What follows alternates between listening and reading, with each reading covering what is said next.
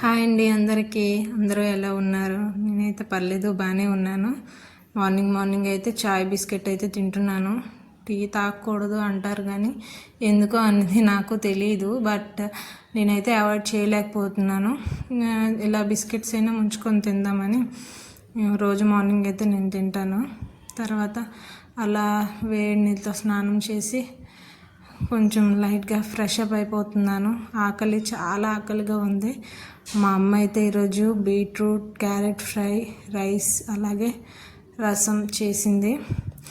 ఫాస్ట్గా అయితే తినేసాను. మార్నింగే ముందు ఫుడ్ కడుపులోకి వెళ్ళిపోతే ప్రశాంతంగా ఏదైనా చేయొచ్చు. ఫుడ్ లేకుండా ఏం చేయలేము. అలాగే మా అమ్మ రాకముందే నేను ఎప్పటి నుంచో అడుగుతున్నాను పప్పు ఉండ్రలు తినాలని ఉంది అనేసి. బట్ వినాయక చవితి దగ్గరలో ఉంది, ముందుగా తినకూడదు అనేసి అయితే ఫస్ట్ అయితే అన్నారు. అలా అనేసి నేను డ్రాప్ అయిపోయాను. బట్ ఆ టైంకి నేను ఆపరేషన్ ఇలా ఉంటే తినడం అవ్వదు కదా, అలా అనేసి చెయ్యమ్మా అంటే చేయమంది. తిరిగి నాకే పనిష్మెంట్ అవన్నీ చేసి ఇచ్చింది, వండలు చుట్టమంది.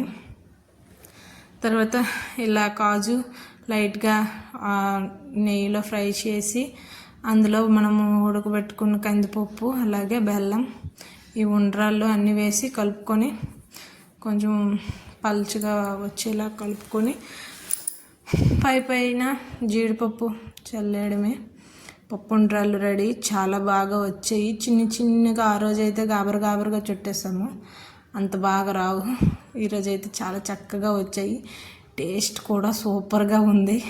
నాకు ఏదైనా వేడిగా తినడం చాలా ఇష్టం. వేగం వంట అయిపోయినా సరే వెంటనే తింటాను. టైమింగ్ అయితే నేను చూడను. ఓకే, మా మామయ్య అయితే తోటలో పండిన బప్పని పళ్ళు పంపించారు. నేనైతే తినకూడదు, బట్ మా అమ్మ కట్ చేసి ఫ్రిడ్జ్లో పెట్టింది, మా అక్క వాళ్ళు వస్తున్నారు అనేసి.